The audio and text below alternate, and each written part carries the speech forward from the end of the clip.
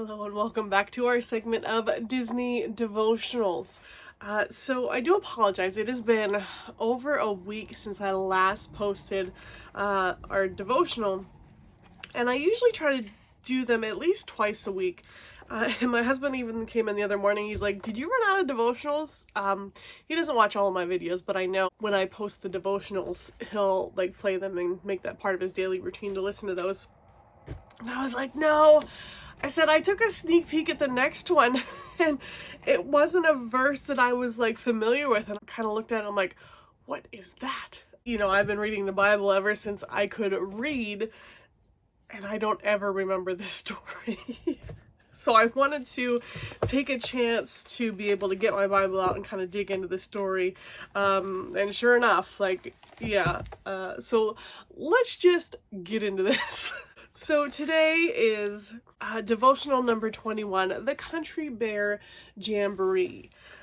So not only does the author compare it to like a Bible story that I wasn't like super familiar with, I'm not really super familiar with the country bears either. I can recognize them, but I've never, really watched them or whatnot. Yeah, I think that's kind of why I kept putting this off. I kind of felt like out of my element, but let's go ahead and read this.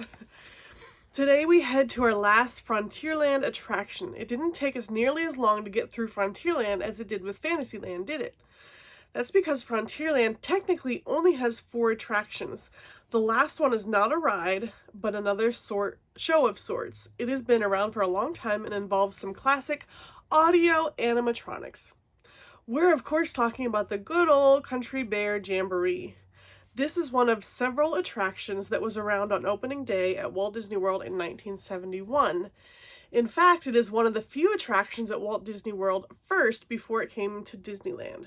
The Bears inspired an $8 million expansion at Disneyland called Bear Country, which has since been changed to Critter Country. The Disneyland version opened in 1972, but was closed in 2001 and replaced with Winnie the Pooh. The original Walt Disney World version has not closed. This attraction is very special because it was a personal project of Walt Disney himself, which may be the reason it has remained open despite sporadic popularity. Did you know that Walt Disney originally intended for this attraction to be part of a ski resort he was trying to open in the mid-1960s?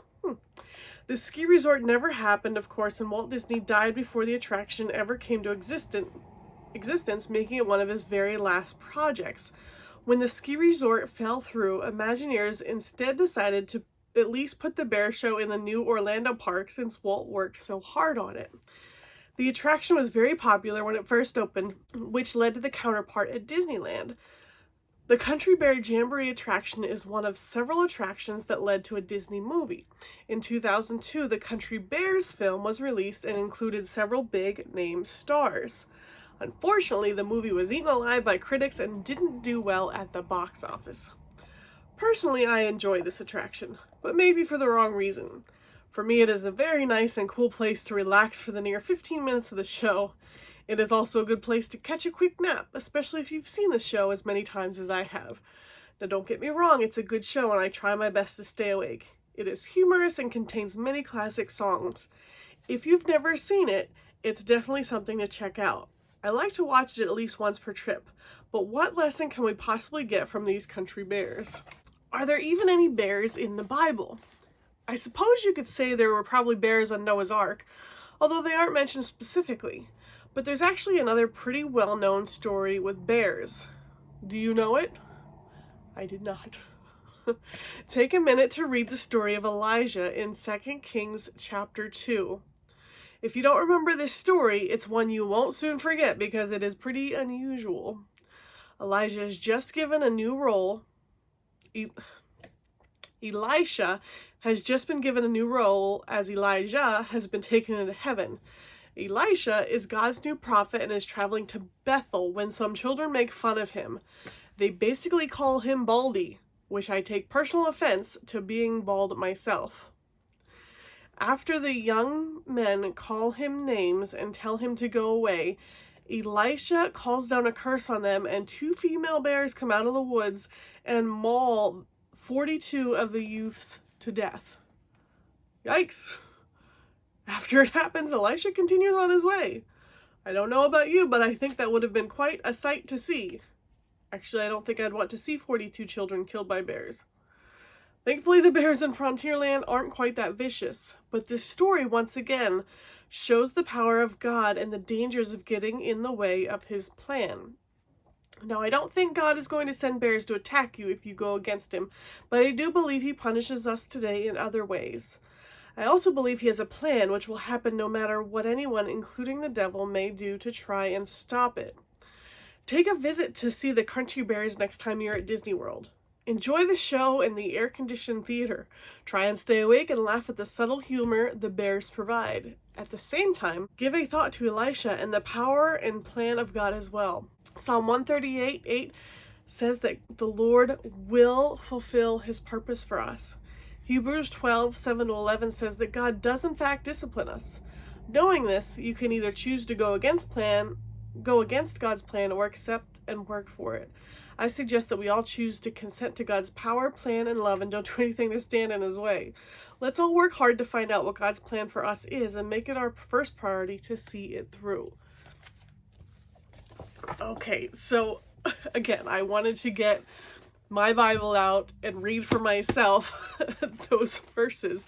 And sure enough, in 2 Kings chapter 2, verse 23, it says, he went up from there to Bethel, and while he was going up on the way, some small boys came out of the city and jeered at him, saying, "Go up, you bald head, go up, you bald head." And he turned around, and when he saw them, he cursed them in the name of the Lord, and 2 she-bears came out of the woods and tore 42 of the boys. I do not remember this story in Sunday school. Oh, I mean, there's a lot of good stuff in here, though, in terms of, I mean, what's really speaking to me when it says, I also believe he has a plan which will happen no matter what anyone, including the devil, may try to do and stop it. You know, just in my own life, there's been a lot of uncertainty lately. I'm not sure if I'm going to be able to keep my job. And oddly enough, I felt like a very calming peace about it. Just knowing that whatever God's plan or purpose is for me, man can't change that. So I'm not really fearful over like the people making these decisions. You know, if God's intention is for me to stay, I know that I'll end up staying no matter what. And if it's not, then I won't. And I really trust his plan and purpose. I don't expect God's gonna send like 2 bears out of the woods to attack people that come against me. But I know that he could. Yeah, this just makes me thankful that if I just trust in God's plan for me, like he's gonna see it through no matter what. And I don't really need to stress about you know, anything or anyone trying to like stand in the way of that. So yeah, again, I apologize for putting this one off for so long. It was just when I saw that verse, I was like, I don't want to get on here and read something that I hadn't, you know, read for myself yet. So yeah, it was definitely an interesting one. Thank you for joining me for this one today. The next one we do will be on the Haunted Mansion. All right, so I will see you then. Bye.